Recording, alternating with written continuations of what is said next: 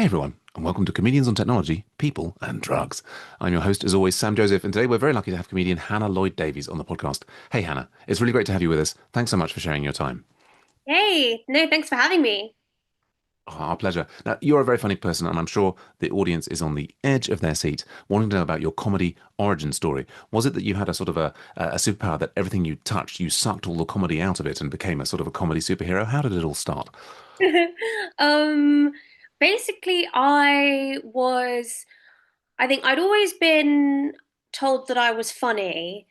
I didn't, but I had no idea about stand-up comedy being a career. Hmm. And I wish I did because I had no idea that it was a job you could do or like that you could work in comedy when I was at uni. Uh-huh. Um, but it was when but I'd always been told I was funny. But Mm. then I was I was working for Sainsbury's head office, Hmm. and I was in HR for them. And well, first I was in HR, and I used to go around to Sainsbury's stores, and I used to interview the like people who worked in the store. Right, right. And HR famously, lots of people who need a really good sense of humor. Yeah. HR. Yeah, I did not. Oh no, they were very nice people for sure at Okay, Sainsbury's, but it okay. wasn't definitely it wasn't like the best environment for me, but like lovely people. Hmm. I'm trying to be careful what I say now. Sorry. But It's a bit to distract you. what if I want to work at Sainsbury's again? No, I haven't worked there since I was like 27. But Hmm. so a while ago. But yeah, so I used to go to these focus groups where I'd ask people who worked in the stores like how they felt about working for Sainsbury's. Ah, okay. A lot of the time it would just be really hilarious, like it would be so funny. Right. Um and then I was quite good at that. And then I got made redundant from that job and I moved into quality control for Sainsbury's, Okay. which I was really, really bad at. So I Hmm. was basically a food taster, but I was terrible at it. But we used to have these conference calls every day, Hmm. and each week a member of the team would be responsible for hosting the conference call. Hmm. Um, Basically, everyone just said that they loved the week that I hosted the conference call. Right. So I don't know. But I hated that job. Aside from hosting the conference call, I was pretty bad at it. Hmm. And I hated it so much that I was kind of thinking about quitting and just like moving back in with my parents because I didn't know what else to do next. Because Hmm. I had like wanted to work in food retail for a long time, and then I just wasn't really enjoying it, and I didn't think I was good at it. Hmm. And then I did a stand-up comedy course. Did you? Right. Which one? I did the Logan Murray Oh course. yeah. So I just literally did it because I was so miserable. I was getting the train back from work. I was working at a Sainsbury's superstore in Reading. And I Hmm. was crying every day on the train back, and I was like, I'm just going to do this course to cheer myself up. Right. And then I did it, and I was like, I did really well on the course. So I was Right. made to kind of the headliner of Hmm. the Hmm. showcase performance Hmm. that the new people do at the end. Hmm. And then one of the people on the course, like she'd already been doing open mics for a bit, and she Hmm. sent me a message like a month after to be like, "Oh, are you like?" She was like, "Are you doing any stand up? Are you doing open mics?" And I was like, "No, I Hmm. wasn't. I just did the course for fun." Oh And she really? was like, "Yeah," and she was like, "You are the person from the course I think should be continuing with this." Right. So yeah, and then I just like started doing open mics. And sorry, it's a very long story. Not at all. Not at all. But it's Um, interesting. Please go on. but yeah, I started doing open mics, and I do them like I'd maybe do one every like month or two, Oh really? Yeah.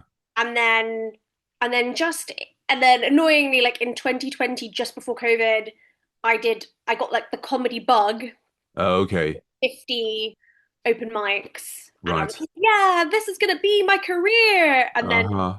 COVID happened and we went Yeah. down, and then I couldn't do it for 2 years. Like I didn't do any online. And then No. I think I think the start of like January 2022 was when I Uh-huh. started again. Right. So it was like starting from scratch basically. Hmm. But yeah, that's my comedy origin story. Brilliant. Yeah, yeah, it's really interesting. And well, to just various points that I want to excitedly get into is you're talking about, yeah, doing the sort of focus groups at work and the conference calls, and that sort of was providing a kind of a group of people to sort of perform to, and you were having fun doing that and getting plaudits for that, and then Hmm. yeah, I mean, I think that's a it's a great place to start. And then so you did the course with Logan Murray. Was that at the Museum of Comedy? Uh, Yeah, yeah.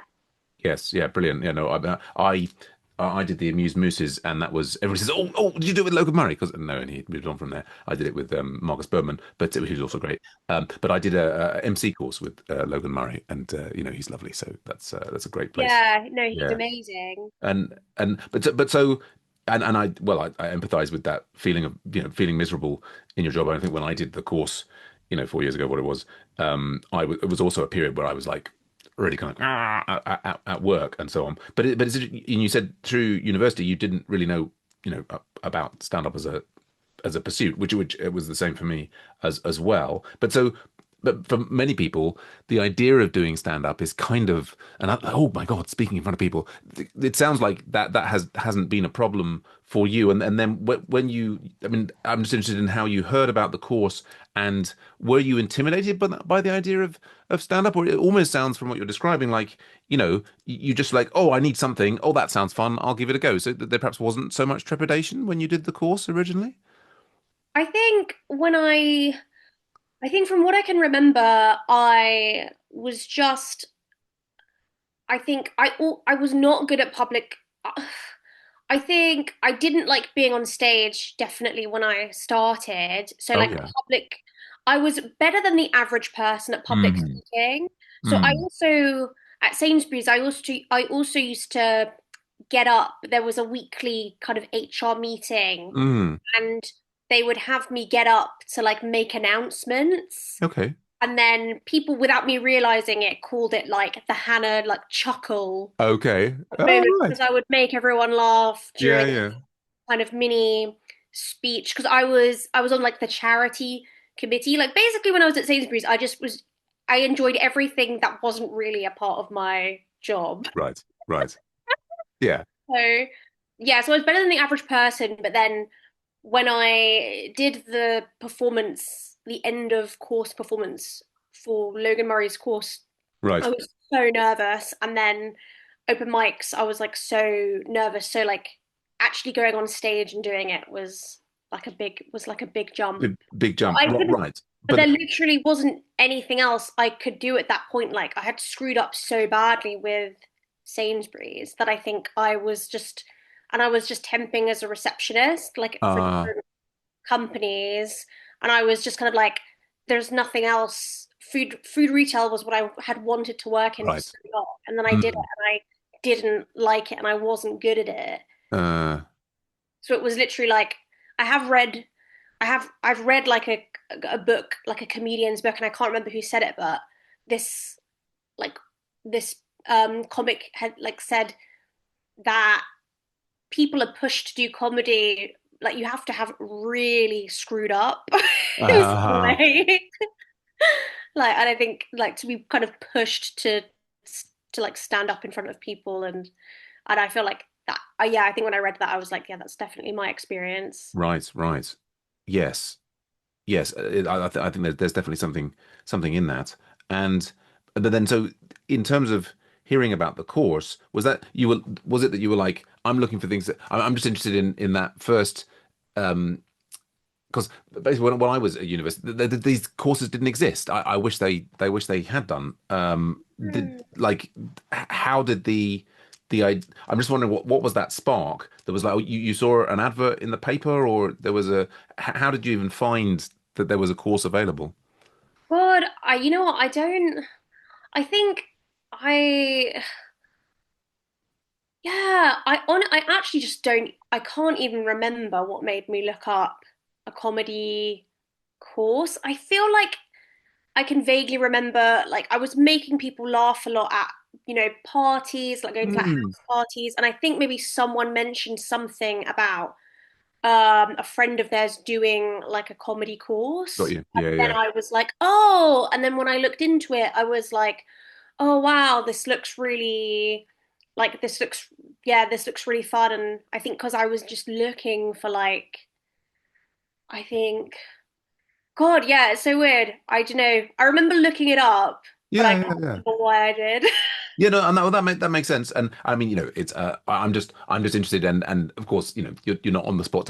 You must remember. No, no, no. I mean, that makes sense. The and then, but so yeah, despite having a sort of a flair for making people laugh in small groups, then actually being on the stage as the headliner for the showcase was then that was you found that quite nerve-wracking, but presumably having steeled yourself to do it and it went quite well and then you felt really positive afterwards, or how did that first gig feel from you, like, internally?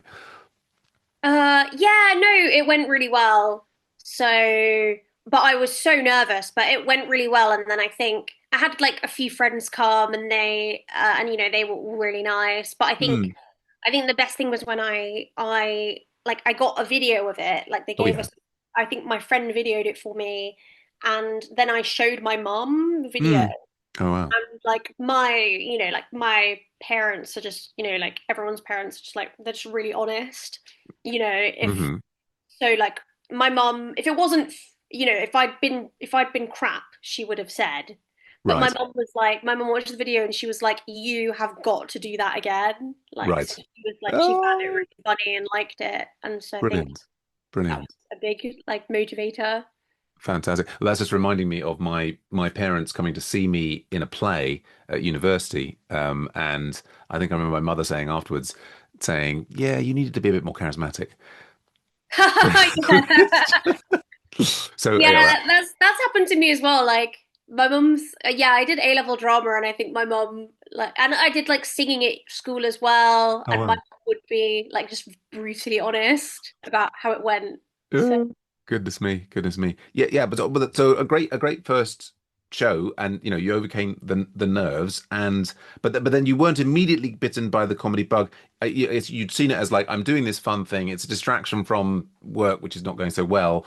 And having done it, yeah, you kind of were like, right, that was fun, and you weren't really thinking of continuing it until this person got in contact and said, hey, what about an open mic? yeah. Yeah, which is it's just interesting. I mean, because so we were speaking to Chris Natsume, who's based in Japan as an American guy, and he had the same sort of thing. Like he did the course, and then was sort of other people saying, "No, no, no, off you go," and then but we've had other people, but certainly myself, who did that first one, and I'm like, I bought this immediately. And but yeah, but you then, after having done some number, like you say, like sort of about one a month, you got that comedy bug, and COVID, and then but back on. And so now, do you feel, how is it now? Is the comedy bug still? Are you finding yourself needing to gig at a very, very high frequency, or is it settled down now, or what does it look like at the moment?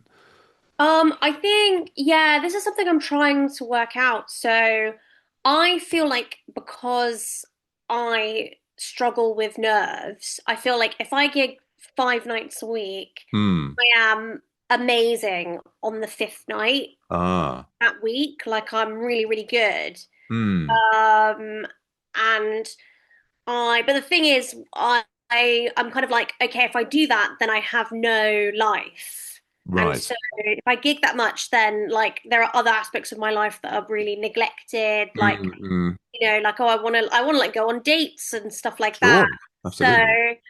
um, so I'm kind of like, I think maybe like 3 or 4 a week Sure. is probably as opposed to like 5 or 6 Sure. I've been doing, and just maybe like working smarter as opposed to just trying to do loads of gigs because um they're not, if you gig that much, they're not always brilliant gigs. Sure. Yeah. Yeah. And then that can be exhausting, and the traveling and all this, that, and the other. It can be a lot of work. But it's Mm. interesting that you say nervous because you were talking about being nervous the first time. You're very confident on stage, and Thanks. I'm surprised to hear you say that you find yourself still affected by nerves when you're doing it, even these days.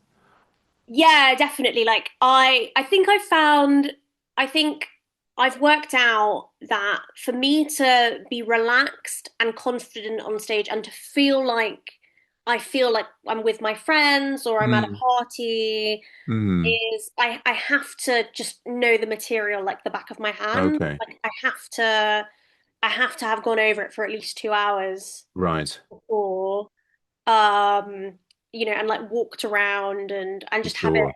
like in my bones. Got you. And Got you. preferably I've performed, the night before. Sure.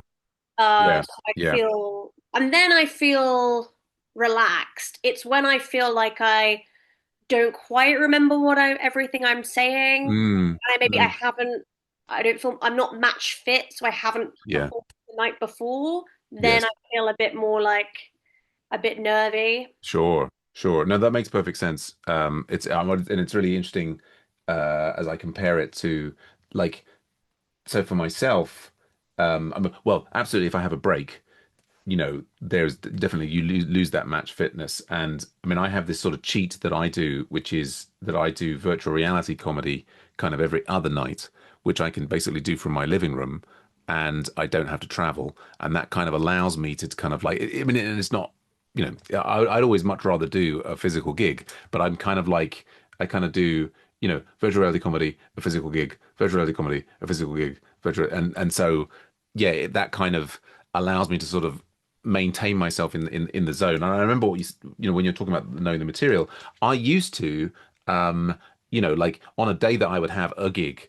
I would like go at lunch, I would go and walk around and like practice like the material in the order in my head and just do it like over and over. And I would feel quite nervous throughout the day. I mean, I've got into a state now where for these virtual reality gigs and for the physical the ones that I do regularly, like Sunset and Cuts and so on.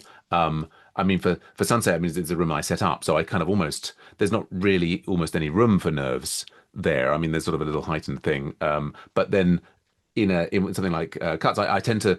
I don't think about it all day, particularly until I get there, and then I do feel a certain amount of nerves sitting there or waiting to get to go on. But more for me. So, for example, doing these gong shows like I did like 2 weeks ago, I did the Blackout Oh to wow. up the creek again, and that I find absolutely from the moment that I see the email and I sign up for one of those gong shows, I am then like my heart rate is just higher for the next, however many hours it is until that show. I think that's, Yeah. and I think that I don't do very well at these things. I think partly because I'm just so nervous, but I think very much the trick to stand up is about being relaxed on stage, and then so it's whatever mechanism you can find to being completely relaxed, which either knowing your material back to front, or as I sort of do in the virtual reality things, is like I say, I'm just going to talk random bollocks, and I'm not going to care about what it is, and that allows me to be completely. Of course, then the quality suffers, but that's another story.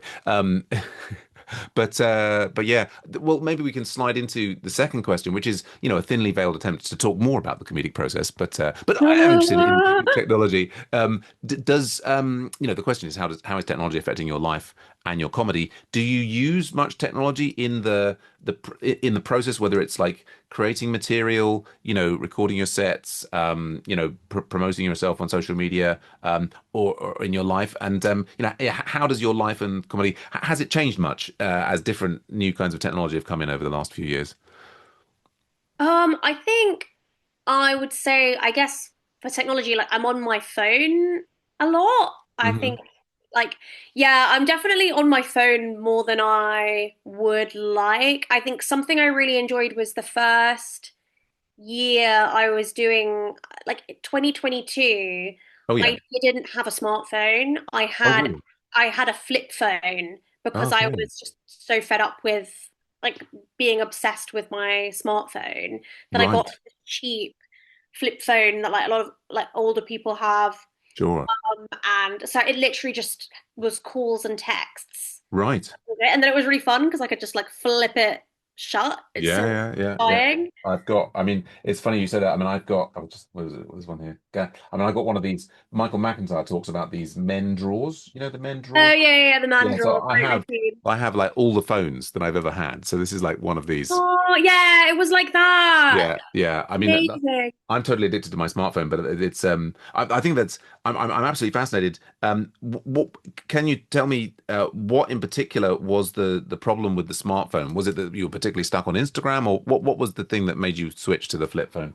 I didn't even have Instagram then, but I think it was just like obsessively checking like for messages and stuff. Right. Which is something I still do. Like I Yeah. don't have any notifications on my phone, but Mm-mm. then and it's so that I don't look at my phone all the time, but then I'll just check it all the time. Yeah, I And I do the don't know same. what message I'm waiting for, like, Yeah. just No, no, I empathize hugely. I have, I've done exactly the same. I've turned off all the notifications, but for me, it's like well, I've got this little dance that I do. It's WhatsApp, Messenger, there's LinkedIn. This is then all the different apps have all got their own separate messaging things, and yeah. basically almost every, in a similar manner to the way when I was addicted to smoking when I was in my early 20s. Almost any opportunity, I will be. Is there any messages? I just, yeah, it seems insane. But bravo to you for recognizing that and saying I will flip phone in 2022. That's fantastic. No, thanks. And yeah, it was a great year. Like I loved not having a smartphone. And though I did find that I was just on my laptop a lot more. So Sure. so I felt like and then I got to when I wish I could have kept the flip phone, but it just became impractical. Really? Like as my as I just progressed more in comedy, Right. I started gigging more outside of London and Sure. then you need like the maps function on your phone Right. is so vital. And then, just being able to like book train tickets, like everything is designed for having a smartphone now. Yes. Yes. So it was just kind of impossible. And then just in terms of like safety, like if I, Hmm. sometimes like transport, like, this week you have the tube strikes. Right. I couldn't like I needed to be able to like book an Uber Right. Right. Right. and stuff like that. And then Sure. also you have to be able to post on social media. Like you have to be able to post your real like clips of your comedy or like crowd Yeah. work or sketches and Yeah. I did phone.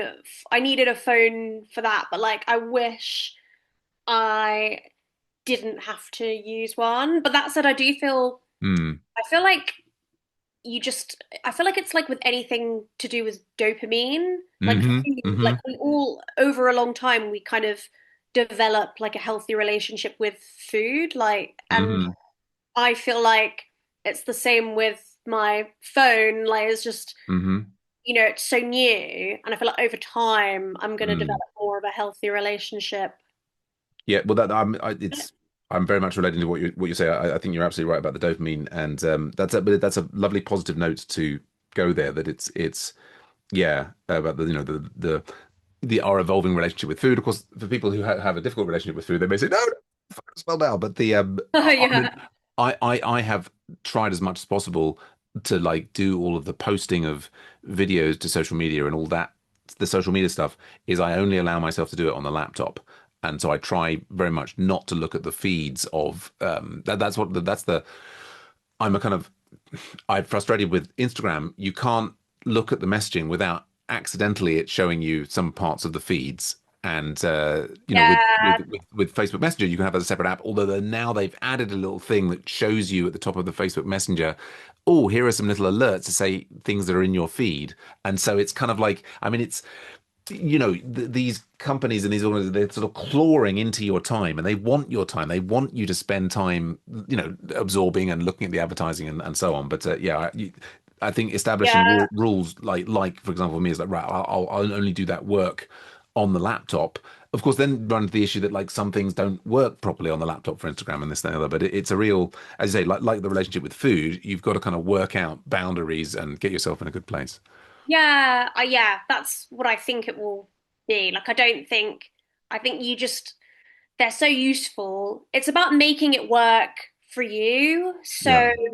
you can curate your Instagram so that it's Mm, only showing you things that mm, are like bring you joy. So right, like right. you can change the homepage. So I think it's all about gaming these apps so that you like the social media and stuff so that it's useful to you and it's not like draining your life force. I think Absolutely. I'm Which still is, trying to learn how to do that. I think, yeah, it's a work in progress for us as a human species, indeed. And then so, I mean, in terms of like developing your material, are you is it all pen and paper? Is technology of I mean, could be the smartphone, could be using an AI, could be cloud storage of and then also like sort of recording sets or watching yourself back. Yeah, how does the technology fit in there, if at all? Yeah, I record every set on my phone. Yeah. So it's useful for that. So I record every set and I try and watch them back. Hmm. Um, and so it's really useful for that. Although I am investing in, I've got like a birthday coming up. So I've just Uh-huh. asked my whole family, I've been like, don't get me any presents. Just I want them to buy me like a proper camera Oh, so okay. record sets. Because, it's all about the video quality. Hmm. For the, I think the higher the video quality, the more the algorithm on like Instagram and TikTok like will Oh, does push it? the video. Okay. So I'm gonna invest in that. And I guess in terms of like writing, I will write like morning pages Oh, yeah. in a notebook. So I Mm-hmm. like actually writing. Like I love writing with a fountain pen. Mm. I really enjoy that. But fountain pens just break a lot, which is Oh gosh, yeah. annoying. But they're so nice to write with. Mm. And but then if I'm writing a bit, I might take stuff from my morning pages, like from my kind of free, it's just like free writing stream of Sure. consciousness, and then I might, and then I'll go into like a Word document on my laptop, Mm-hmm. Mm-hmm. and and I'll type it all out there. Mm-hmm. So yeah, so I think that's kind of all the technology I use for comedy. I'm like just on my phone and my laptop, and I Mm. guess this new camera I'll hopefully get. Yeah, no, fantastic. Fantastic. Well, did you mentioning fountain pens? I mean, but when I was in school, it was all fountain pens, and I just remember the amount of like times that I just got ink all over everything was getting a good reliable fountain pen was definitely a problem back in the 80s. Mine Um, just dry up all the time. Like they just dry up, and then mm, I can't get any ink out of them. But it's annoying because I just like they're so nice to mm, write mm, with. mm. Yeah, no, I mean it seems like some AI should be able to solve that problem somehow. But fantastic Yeah. that you do the morning pages. I would love to do that. I end up finding I difficult to find the time in the morning. How do you fit that into your schedule? Do you get up early and start writing or? I think so. Like my ideal day is I wake up like an hour early before work and I get up and I do it, but I don't achieve this No, every sure. time. Mm, Um, so on an ideal day, I'll get up and I'll do the pages. But if I've had like a late night the night before, then mm, I choose the sleep. But then sure. and then I have 20 minutes on the tube to get Mm, to okay. and then Yeah. I'll do some pages on the tube because Yeah. it's this idea that it wakes up the Oh, writer. totally. So it's like I find that if I get it done in the morning, Yeah. if I start writing in the morning, then all day when I'm at work, Mm, I feel like my unconscious brain is like right. it's kind of still working on the ideas. Sure. Even when I'm like busy, I work on reception on a hospital ward. Mm, Even though I'm mm, like busy, kind of running around, sure. I'm thinking, and then I have two screens up at work, and then I can have kind of like I have a Google Doc, Mm, an art page of like new material ideas, and then I mm. might have an idea, and then I'll put it in the doc. Just pop it in there to don't make sure you don't forget it. Yeah, and a good thing that I do at work actually is I have a locker, and I'll put my phone in the locker Oh yeah. while I'm working, Hmm. and then so I'm kind of trying to train myself for like when I have kind of a moment at work, which is like quite rare on a hospital ward, but where I have a Sure. moment where I'm like, I don't have anything to do. Instead Mm, of checking my phone, Yes. I have this Google Doc open with all my joke ideas. I'm like, oh, well, I'll just kind of like Yeah. Brilliant. try and type a joke. So Yeah. I'm, Yeah. I'm trying to retrain my brain to be like, I'm going to think about jokes all day, Hmm. as Hmm. opposed to I'm going to think about my phone. Yeah, no, oh, absolutely, That's absolutely. something Yes, yes. I'm messaging. in a similar sort of battle. I mean, my routine at the moment is I try and write 10 jokes a day. Like this is kind of Oh Mackenzie yeah, yeah, yeah. suggested this practice, and so they tend to be sort of one-liners. But I will sometimes just write them in the middle of the day, but then often it's basically at like midnight when I'm like, okay, right, I have committed, I will do it now. But then so like for example, like last night I fell asleep before I finished them, and then so during the day today I was like, right, anytime I want to be looking at my phone, I have to first write a joke.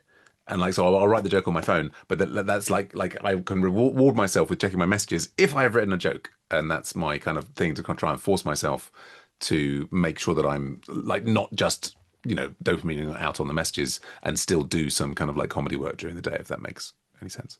Yeah, no, I think that sounds like a really good strategy. I just keep thinking back, like, what did we do before we had phones? Like, what did we do? I think we sat there screaming and wailing and gnashing our teeth, saying, "Why will Steve Jobs not invent something that will like change our lives?" I think that's Yeah, what I it feel like was. I just like watched TV a lot more.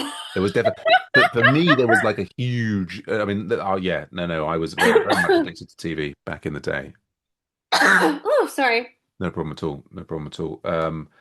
But yeah, no, I'm inspired by your morning pages thing. I mean, I'm actually I've got a new job and I'm going to be using the train a bit more. And actually, maybe yes, I should use some of that time on the train because I think what you're saying there about having your subconscious work on it, and I think that that's sort of a lot of it comes back to the thing about nerves on stage. Is I think if you can remove the pressure then one's brain can be creative. And I think that's one of the sometimes the most difficult thing about writing is you're putting too much pressure on yourself to come up with a thing. Whereas if you can actually just relax and allow the brain's capacity to work, all sorts of interesting things can come out. It's all about the relaxation. Yeah, 100%. I think that's also where like gigging a bit less comes in because I just find that on a day where I don't have a gig in the evening, I really love writing, Yeah, like, and it's just a much more like enjoyable absolutely. process because you're like, I have all day and then I'm just going to do something, Yeah. and then I don't have to,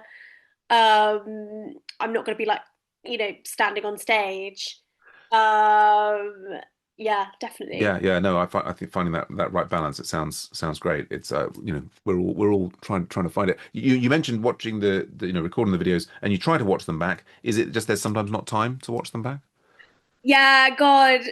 Sometimes it's just I really want to get into a better habit of I'd say I do this half the time of just on the train back from a Yeah, show, yeah, like watching the video yeah. and kind of going over what worked and what didn't work. Mm, But then mm. sometimes I do find a lot of the time that I'm just so like the show has been like so I'm sounding like I love comedy and I love doing it, but sometimes it's like the show's so stressful and then when I'm on the train I'm like, "Oh, I just want to relax now." Got you. I Yeah, don't feel like, I don't feel like doing more work. right. I feel like the people who are really good like they will get on the train and they will watch the video kind of straight away. And sometimes I don't want to watch the video because I do this thing where I a lot of the time I will inflate how the gig went in my Mm, head. hmm. So I'll be like, that was great. And then Oh. I'll watch the video and I'll be like, oh no, that was kind of okay. Like it Mm, wasn't, hmm. the Hmm. laughs don't sound, they don't sound as loud as they sounded to me Yes, in the yes. like when I was doing it. And on And the stage, absolutely. yeah, sometimes I just don't want like the illusion shattered No, no, absolutely. I know what straight you mean. away. I'd love to be in that category of the good people who are watching it back immediately.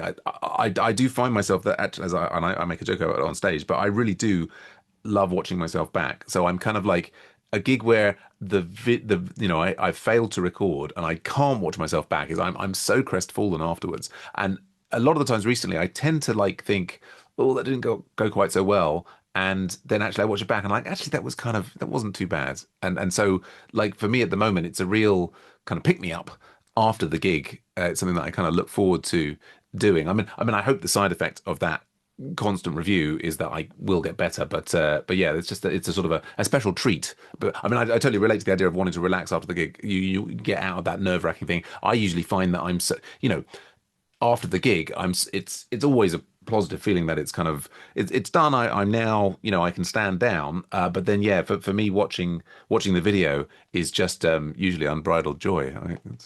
Oh, that's so nice. Yeah, I wish I felt that all the time. I think the, yeah, no, I think that's a really good attitude. I don't know. I just find that when I watch the video a lot, I'm like, oh, I look a bit bloated, like, or like I get really bloated before going Oh, on stage. oh, I really? think it's like a nervousness thing, and I've Okay. got IBS as well. So Oh dear. like I'll look at myself and I'll be like, oh my God, I'll be like, I don't, it's so, I'll be like, I look so bloated, like Hmm. in that moment. Oh, I think most people we talk about it regularly on the podcast. Most people don't like watching themselves back. They don't like listening to the sound of their own voice. They don't like seeing themselves. I mean, I certainly don't think.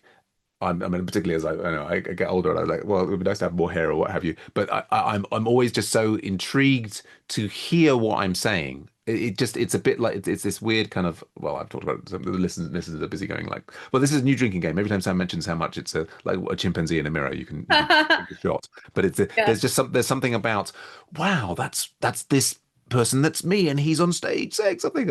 Anyway, yeah, there we go. Well, I think we've talked all through the technology things. Brings us on to our next question, which is like the people that have had the biggest impact on your life and comedy. And sometimes this is a relatively short piece because people have in their origin story have already called out to all of the people. But we still ask it. I mean, yeah, there is. I mean, you'd mentioned Logan Murray and this one person who'd reached out and your mother. But yeah, who are the people who've had the biggest impact on your life and now on your comedy? I think I'd say like my parents Mm, mm. are really funny people. Yeah, So yeah, I think like my mom especially like she should have been a performer, but really. I think my mom's half Sri Lankan, so she had Yeah. like a Sri Lankan dad who wanted her to study law, Mm, mm, doing something like creative. hmm So like my mom's really funny and my dad's really funny as well. And then I think like my wider family, like I'm part of like a big family, especially on my mom's side. Like my mom's Uh-huh. seven, and Mm. like, they're all really loud and funny. Uh-huh. And then like they've all got kids. So I think yeah, I think it's like I think like going to like big family events and like kind of everybody is like fighting to be heard over Right. each other. And then I think also like I think my schooling as well. Oh yeah. Like I went to like I'm privately educated, which is like no surprise to anyone. But I went to a really nice school Mm. where it was and there were just like a lot of funny people there. So I used to laugh so much at Mm. school. Mm-hmm. And I think a big part of me like enjoying comedy and like wanting to do it for a living Mm. is because I laughed so much at school and I just want Mm. to recapture Sure. those years. I Yeah. want to capture like, how that felt. Yes. And then also just like my university friends, like when I went to uni, my friends there are just the funniest people. Oh Like they're yeah. hysterical. Mm-hmm. Um, so I think, yeah, just like lots. I think the people who've had it's like definitely my parents, and they definitely support me so much. So Brilliant. like I moved back in with my parents a year ago. Mm. I work. I reduced my hours at the hospital to 3 days a Uh-huh. week as opposed to full time. Mm-hmm. Uh, and like my parents, they just support me so much. So That's like I great. don't pay any rent, and Mhm. my parents cook all my meals for Oh wow. me. So yeah. When I think about it, I'm like I should be way better at comedy. Considering I how think you're much, pretty good. You're pretty good. Go oh, on, give you're very yourself credit. nice. But like considering how much support I get Mm. from them, so yeah, I'd have to say that it's them. They're just really funny, and and they support me in every way to do it. Oh.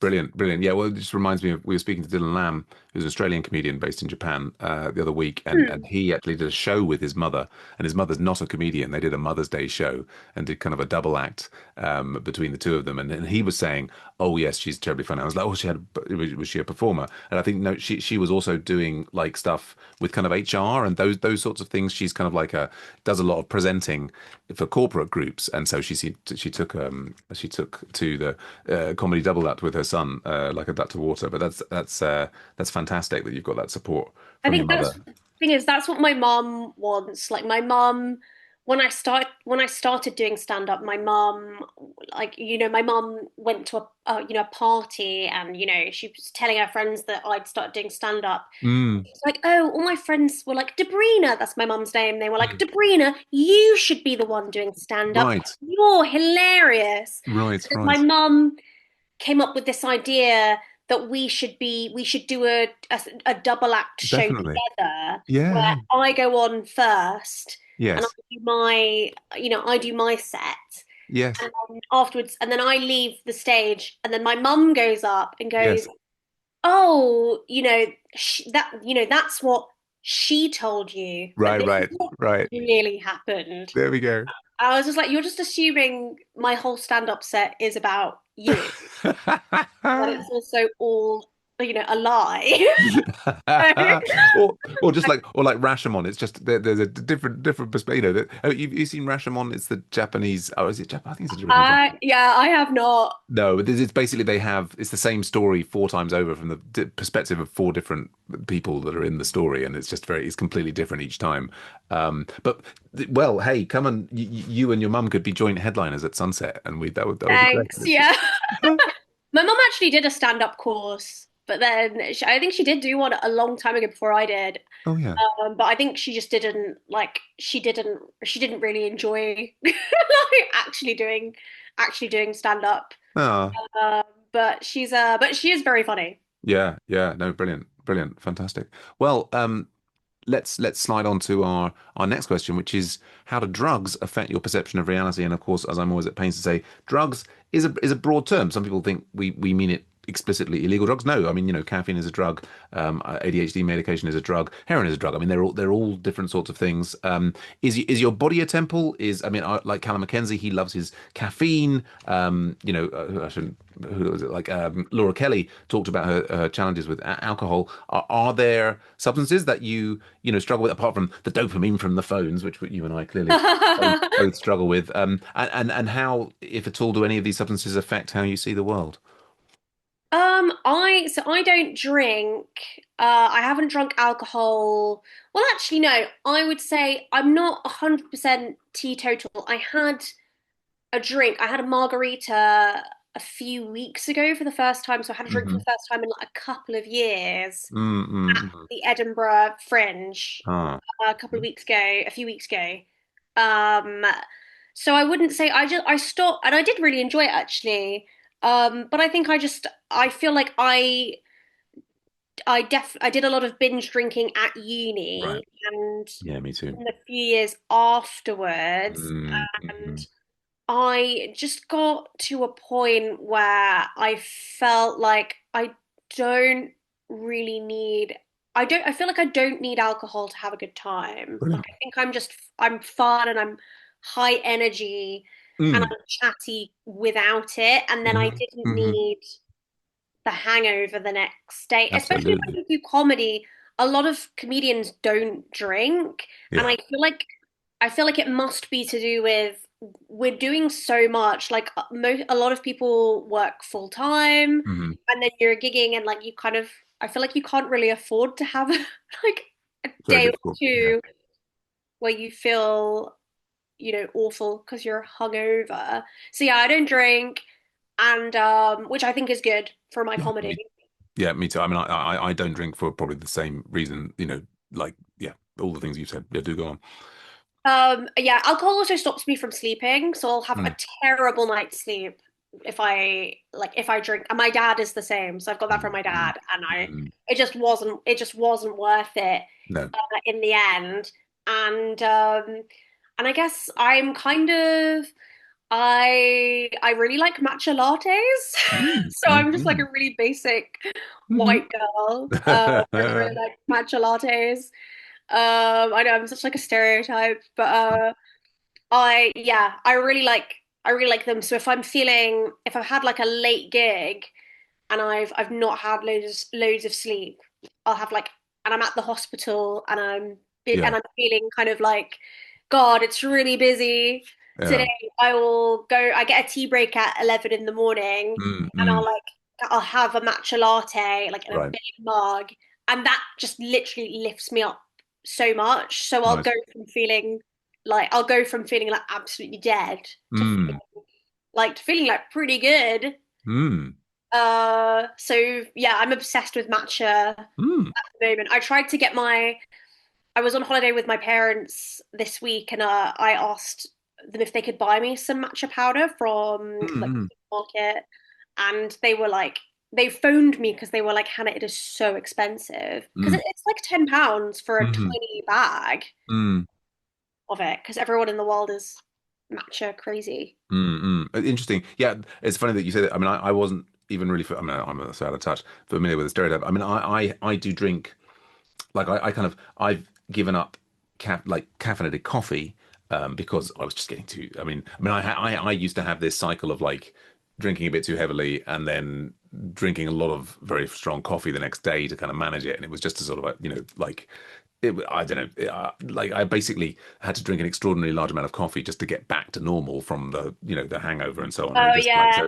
so, ultimately, I've removed both of those things, and I think it's better for my sleep and my health and so on. But I do now every evening I drink. Well, I drink a lot of peppermints, but I've got this green tea, and then they do this mint matcha thing. So I think it's got mint and matcha in it. But yeah, I hadn't realized so matcha's really popular out there on the streets. Is it? I'm not really following these things. Massively, like every single coffee chain Ah, like has like big matcha signs outside it. okay, And the world has gone crazy for matcha. So it's really expensive and I'm obsessed with putting it in a latte. So okay, like yeah, yeah. I have a proper milk frother thingy. Yes, And I'm really tempted to like buy a new like it's like a mini electrical whisk. yes, yes, Start using it at work, yes, but yes. um, I don't know.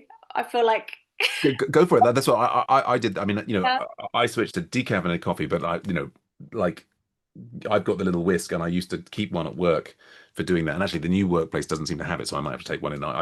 I'd say go for it. I mean, it's really interesting to me. Like I have this very strong response to caffeinated coffee or espresso or what have you. The I People have warned me about the amount of caffeine in different kinds of green teas, which I think I get confused because there's mate, which is this stuff they drink in Argentina, and then there's matcha, which is anyway. But I find it doesn't keep me awake in the same. It's not as intense a high, as it were, for me when I drink matcha or green tea.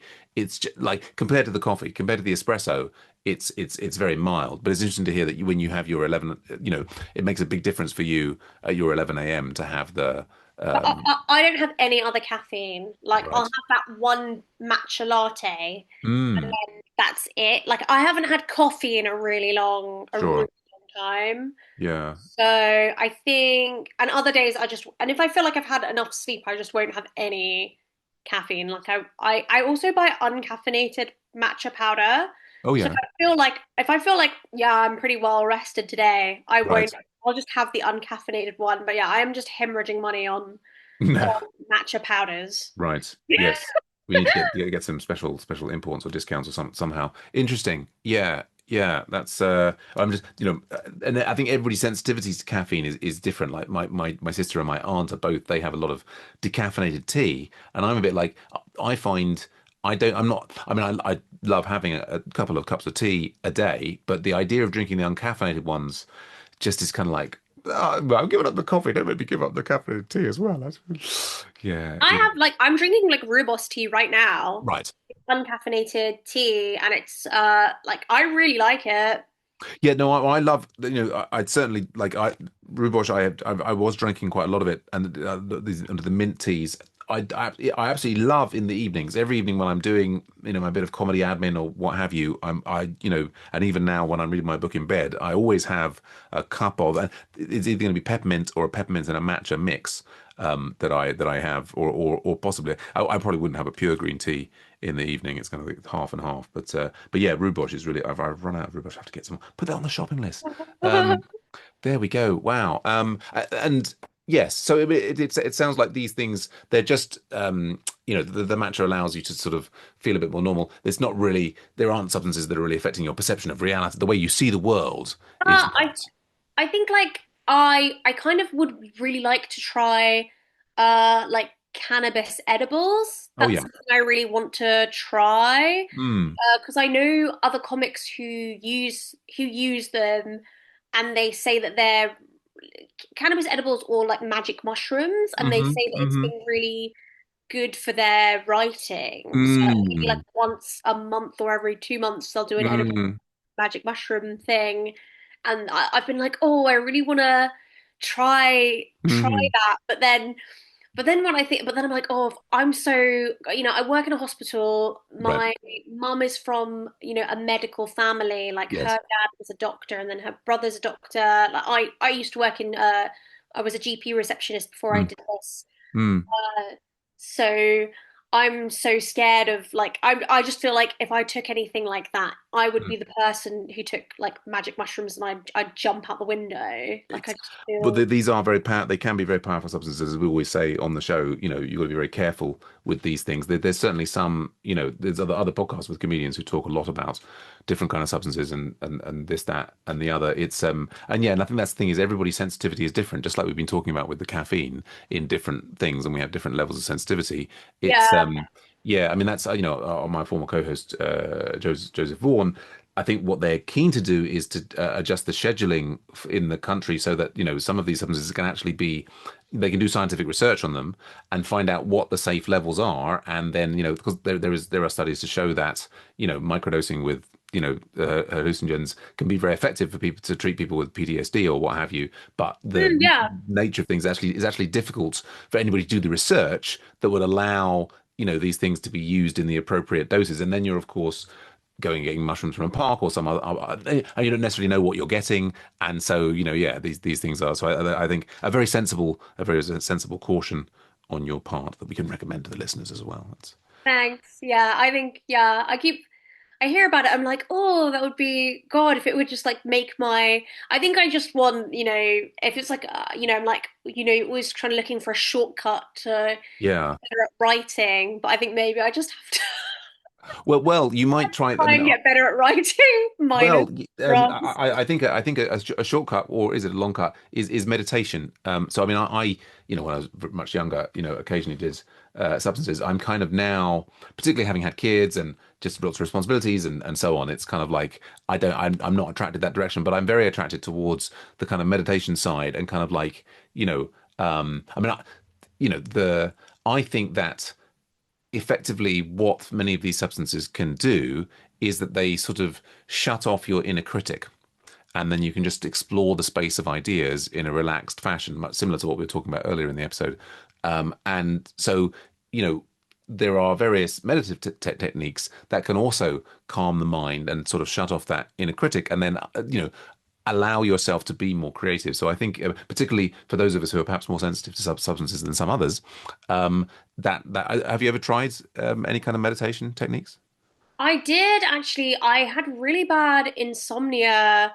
Um, I think just after COVID, Right. I did transcendental Yeah, yeah, meditation. the TM. Yeah, yeah. I like actually went to a woman's house Oh, who yeah. taught it and I learned how to do it, and she had like an aromatherapy room that I learned Mm. how to do it in, and then it was really, really Oh, helpful. great. And I was when I started doing open mics, when I just started, I would go to a Pret near my work before the gig and I would go over my material and then I would do the meditation because you have to do it Mm. twice a day. You do it Mm-hmm. in the morning Mm-hmm. after you've woken up and then you do it like in the evening. Mm-hmm. So I Mm-hmm. did it before the show and it was so relaxing that I Mm. would fall asleep in the Pret, and then Mm. I would just be allowed. I don't know why I never got chucked out of Pret. I was always asleep Right. within like 20 minutes. But it was really, really good. But and it was really good. It got me to start sleeping again. Brilliant. It gets you to this state of, Yeah. like you just release all it just like you just are you're able to just relax yourself, Sure. if that makes sense. Totally. Totally. I wish I could keep still doing it, but it's having the time to do all these things. It's Mm. just like Mm. you're Oh so no, tapped absolutely. out. Maybe we need to develop a new concept there, which is microdosing meditation. I think, even if, well, as I'm a bit of a fan of Eckhart Tolle. I don't know if he's a sort of a he talks a lot about, well, it's not really meditation. He talks about one conscious breath, and so like he talks about, even if you just focus on your breathing and you just do one breath, with the focus on the breathing. And he says, if you're actually focusing on the breathing, you can't be thinking. And it was apparently he says that the Buddha said, that's, if you could focus on your breath exclusively for an hour, you would be enlightened. I mean, that's another story. But yeah, I think often it's with these things is, can we find the time for them? I think with meditation microdosing, you heard it here first, folks. So we're gonna copyright that, make lots of startup seed funding, microdosing meditation. But I think even very small amounts of it, if done regularly. I mean, I did a Vipassana course like a couple of years ago, where we did like 5-6 hours of meditation every day for like 10 days, which is kind of crazy. And then in the sort of year after that, I was managing to do an hour a day, but then it could gradually things creep in or whatever. And now I'm sort of down to 10 minutes. But I think even just doing that 10, one, I basically do it after lunch when I'm kind of feeling like I can't really move now. So I kind of just basically try and find a quiet space at work or at home and just do 10 minutes trying to focus on the breathing, or what have you. And I think if, even a tiny small amount, if you do it regularly, I think can be very helpful for your calmness and creativity. Oh yeah, I might try and do it like when I get home from a gig, just to like calm myself Mm-hmm. back down again. The one I really want to know is, does CBD oil work? Because I bought some and I didn't notice anything. I was like, Mm. this is a load of absolute rubbish. Yeah, there's a lot of oils out there that may be considered snake. It's yeah, I don't know. It's I think that moves us nicely into our last question, is what does it all mean, this life, the universe, and everything? How do you make sense of this strange whatever it is that we're in? I mean, it's I mentioned again, of course, Intisar Tofi, an Arabic, a Lebanese comedian who we had on the podcast, was saying, "Oh, you white people with you can't, like, we've got to deal with the problems of the world. There's Trump, there's human rights. Like, how what we haven't got time to talk about what it means." But and partly in reaction to that, I mean, when I asked for the meaning, it's not necessarily what is God's plan, or I mean, you can answer this with, oh yes, my religious upbringing tells me this thing, or the thing that gets me through the day. How do you make sense of? I mean, isn't it pretty bizarre that we're all alive, and like, I mean, we've got this technology. We're doing a podcast over Zoom, and like people exist, and like the universe exists, and there's stars and planets and trees and flowers. What is it all about, eh? God, I think I just think the older I get, like I'm gonna be 34 in October, and I think the older I get, I think just like, and and I work in a hospital as well. So I Hmm. see people, like at end of life. Mm, mm. I know, yes, it's like, oh, and then I go to a gig. It's pretty funny. Like, but like I think it's really like relationships and the people are Hmm. like, like being fulfilled in Uh-huh. that sense. I think it's relationships, and I think a big thing is also just I I think and just like being comfortable, like being financially comfortable, Hmm. Hmm. and I think yeah, I think I'm just trying to think of it in terms of like, I think we're only, and for me, a really important thing for me is, in terms of like the meaning of life. I think the meaning of life is, I think I read this in an Alan de Botton book. Mm. He's like a modern day Mm. philosopher, I think, Hmm. and he's Hmm. saying that. people think the meaning of life is, having children and passing your genes on, Mm, which I think it is. But he said, but people should be much more concerned with not squandering their talents. So hmm like making sure they're making the most of their talent, hmm like while they're alive. And so I think that for me is the biggest thing. mm, Where I'm like, okay, I have, you know, because on the one hand, I'm like, okay, I would love, I really want to be in a relationship, and hmm I also want financial stability and Sure. security, because I think I think life is just so much easier when you have Yeah. money. Mm, Um, and but I also feel like on the other side of the coin, like I have I have a very like naturally loud speaking voice. Like I think I'm quite unfiltered. I've always been good at writing. mm, Like I'm very good at singing, and I just feel like comedy, like mm. stand-up comedy it feels like the best use of my Absolutely. God given or like universe given talent. Right. And when I'm doing, and it's like a lot of creative people, like I think Mariah Carey says this as well, like when she's performing, she feels like, I think she says that she feels like God is speaking through her. Mm, Like it's right. like, I'm like, I think that's how I feel when I'm having a really good gig and I feel like I'm doing very good work, Mm, mm, you know, mm, and like when I come off stage and I'm like, I did a really good job there. hmm I feel like that's God communicating through me. mm.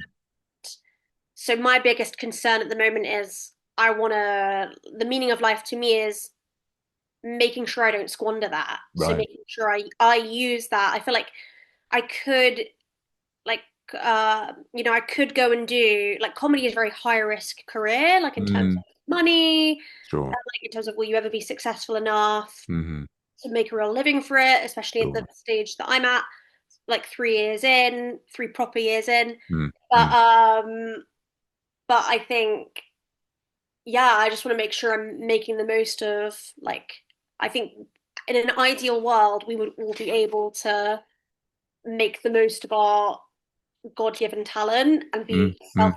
self-actualized. Yeah, And I feel like totally. I'm lucky enough that I like live in a country where we're not there isn't we're not like war torn, Sure. and there's free speech and Mm, mm, all the stuff, and I live, I my parents are well off, like hmm I'm hugely privileged, so mm. like I feel like I can do it, Yeah, so just why not? So yeah, that's the meaning of life to me because that's the position that I'm in. yeah, yeah. No, that's But great. but I hope that doesn't sound like really wanky, but that's just Well, I think this is again like rational that some people are going to say, and other people are going to go, "Wow, I'd be inspired." I mean, it's funny because I come from sort of a sciencey sort of background, but recently I'm being influenced a lot by thinkers like Richard Alpers, Ram Dass, and Eckhart Tolle, and they talk about this kind of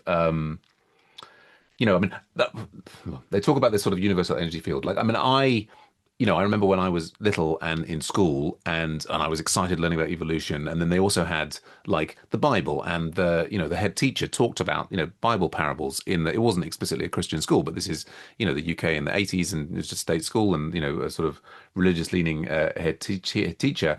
But in the front of, I think it was the Good News Bible that we had at school, it had this timeline of the planet saying like 6,000 years ago it was created, and I just remember being like, well, what do come on, what's the evidence for that? Like, oh no, we've got carbon dating. So I found myself very, on the science camp, and I think, I don't know, I mean, actually, a lot of the things that get derided about religion are a kind of, picture storybook, the lifeguard God, the old man in the clouds, or what have you. I mean, as I get older, I'm kind of intrigued by this idea that we can't, even with all of our scientific apparatus, we can't prove that the universe isn't consciousness first. Like the one thing that we know, right, is that we're experiencing this thing. I mean, it could be a dream, could be a simulation, could be, but you and I mean, I can't tell what's going on in your head, but from me, I can at least confirm to myself, yeah, this is what I seem to be experiencing.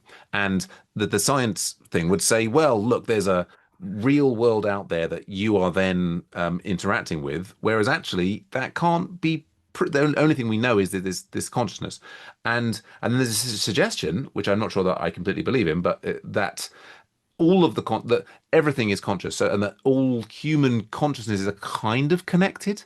That there's this kind of like, I mean, it's weird because you say, oh, be sensible. Like there's a pen and some paper and what have you. But like this pen here, it's made up of atoms, which are made up of quarks, which are like at the bottom level are these like tiny little vibrating strings of energy, and then most of it's complete space. So do you know what I mean? Like the scientific explanation for all of the world is this like really weird, strange, interconnected energy field, and like yeah, I don't know. So I'm trying to. I made you just think I've just gone off and had a psychic break or something. But I'm trying to bring it back to the creativity thing. Is that I think there is this thing that when you get your critical, analytical mind, self-doubting mind out the way, you can connect with this energy of creativity. Like Jimmy Carr, famously not particularly a religious person, but he talks about where do these ideas come from? Like, and it's interesting because you might imagine someone in his position saying, "Well, it's my hard work and my hard graft, and I've made these things, and they're me."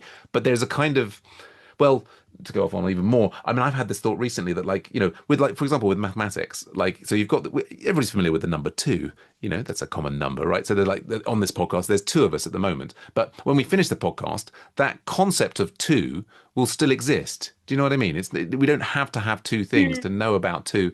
And then if you think about it, like your personality or my personality or your mum's personality, they're just like it's kind of and not to denigrate, but there's sort of like there's the abstract personality, and after people have passed away, there's still the kind of like abstract concept of their personality. So it's almost to me like somehow like everything kind of exists, and somehow again, I'm not sure I believe this, but the way that Eckhart Tolle talks about it is they say that like actually the brain, rather than making consciousness, it's more like a radio receiver, right? And so what you do is you kind of tune into this universal consciousness and creativity, and if you can sort of relax and tune in properly, then more of that creative energy can flow through you.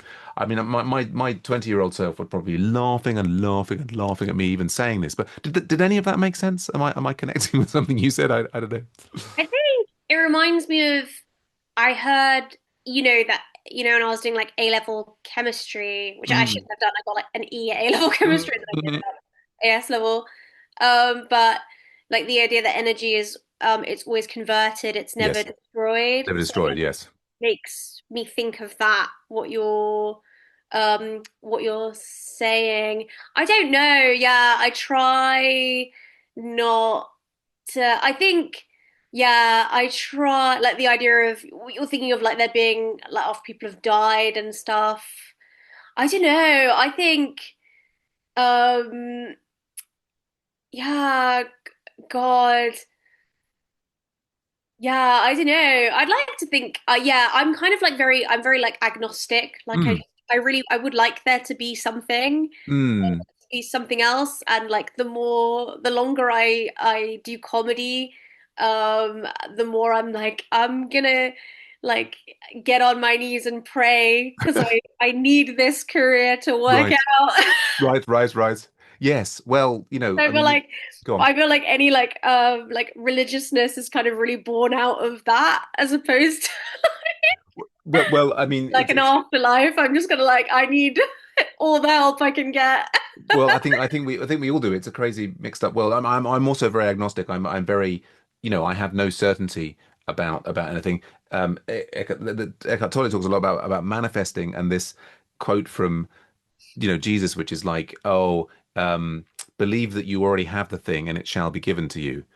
And I was asking the AIs about this, and there's this interesting concept. I think that the sometimes that wanting something so much gets in the way of you actually getting it. Like whatever it is that you might want, if you're, oh gosh, I must have this, I must have this, I must have that, that sort of tension just kind of interferes with you kind of like flowing in life naturally. And I think whether you believe it's like the God and the maker in the universe delivering it for you, or whether, it's just a sort of a psychological trick. But if you can imagine that you're a fantastically successful comedian, which from those of us on the outside, you are, and but Oh, if you sort thanks. of think that way, then the kind of you can actually trick your brain into not wanting it so hard. And because like you just if you just sort of act as if, yeah, I already have it, I'm already, you know or maybe a simpler way to say, like, I'm doing great comedy, is just to like is like huge believe I'm doing great comedy I'm doing the perfect comedy for the stage that I'm at, you know and sort of like live in that belief, and then that helps, get the tension out of the way, and then allow the creativity to flow. I don't really know what I'm talking about. It's but No, that's really helpful, actually. Thanks. Yeah, I think I do struggle with, yeah, sometimes I'm just like, oh, I just like want to be successful and good at it. And it can like get in the way of right. actually enjoying the process. Right, right. Yeah, and then sometimes I think that, I mean, yeah, enjoying the process and then enjoying the individual gigs. And I think the more that you're enjoying the individual gig, the more, because unlike so many things that we do, where you're filling in paperwork or whatever it is, going to the shops, the comedy gigs are about enjoyment, right? And so the more I that you're know. enjoying yourself, the more the audience is enjoying themselves, and then it's a I virtuous love the cycle. gigs and I love comedy. I just want money. Yes, yes, absolutely, absolutely. The Yeah, I mean, well, a final thing, maybe because you probably got to go, but I was just thinking, you were mentioning about being at the hospital. Obviously, there are people towards end of life, and then going to the gigs. There's something that's talked a lot about by both Ram Dass and Eckhart Tolle, is this idea that in the West we have largely sanitized death, and so the majority of people, unless you're working in certain professions, don't get to encounter death. Unlike in India, for example, where they have dead people on the streets, and there's much more public cremations and all of these things going on, and they often talk about, for enlightenment, is it's about dying to yourself. And so, Zen monks would go to a morgue and sit with the dead bodies. And Ram Dass himself did a lot of work with, people in hospices and so on. And there's actually a really, one, it's great to go and be with people who are at that stage and support them and comfort them, and not necessarily by doing anything particularly, because sometimes it's you can't really do anything, but just being there with them. And I found that I've often in the past found myself quite uncomfortable around really old people, particularly if they're close to passing away. And but so I was out in Japan, and some elderly relatives who, and I found, actually thinking about it in those terms, and the importance of sort of connecting with, the cycle of life and birth and death and so on. I found myself much more relaxed now around people who are perhaps in that end of life condition. And I'd say, that you've got an amazing opportunity seems like the wrong word, but I think that, the experience that you have in the hospital, where you're experiencing that life and birth and death, that's the sort of there's nothing more real than that. And part Yeah. of the currency of comedy is being real on stage. So there's maybe a connection there of some kind, Oh if no, thanks. No, you're making me feel better about, because sometimes I'm like, God, should I just go be receptionist for like a bank? yeah. then I'd and then I'd like have more money. But I know it's true, like the hospital really does lift me up, and Yeah. it's definitely a good, I think being up at the kind of the coal face of everything Yeah. is definitely like a very good juxtaposition to comedy, and it puts it all into perspective, you know. Yeah. So I'm definitely yeah, no, definitely very happy there. But God, yeah, these are very deep questions. I'm just very focused on like I'm trying to make my life work Yeah. Yeah. Totally. as Totally. opposed to being focused on like on the universe and like No, no, no. Well, I mean, me too. This is like a special, I mean, most of the time, I'm busy also trying to make money, support my kids through university, get some comedy in. And this is like a sort of a special fun place where we can think about these things momentarily. But yeah, I think you're doing really valuable work there, in the hospital. And I think, from what I've seen of you performing, I think success will come in all of its riches, and the oh, secret no. to and the trick to it is just having as much fun as you possibly can. I think the more enjoyment you're having, the more relaxed you are. I think your natural talents will reach a wider and wider audience, and we'll live happily ever after. Well, thanks, man. No, no, pleasure. Well, there we go. It's been a pleasure talking to you. Is there, if people want to see more of you, where should they go? Should they follow you on social media? What should they be doing? Where should they go? Yeah, I have Instagram. Please follow me there at Hannah Lloyd-Davies. I also have a TikTok, but I don't know what is that also at Hannah Lloyd-Davies. I've just started using TikTok, Right. so yeah, please follow me. Yeah, I need yeah, no, I'm releasing more videos and reels, and they've had good responses.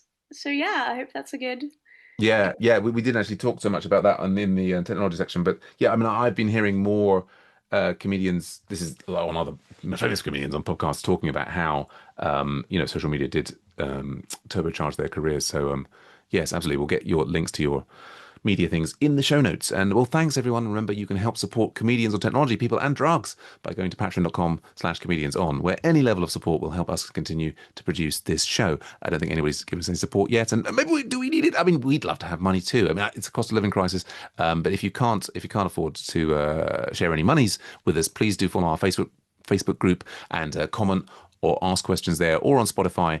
And we look forward to being in your ears again soon. Last word to our fantastic guest, Hannah Lloyd-Davies. Oh, my last word. I guess my last word will be my takeaway from today, which is no, I think my last word will be watch ER because it's just a really good show.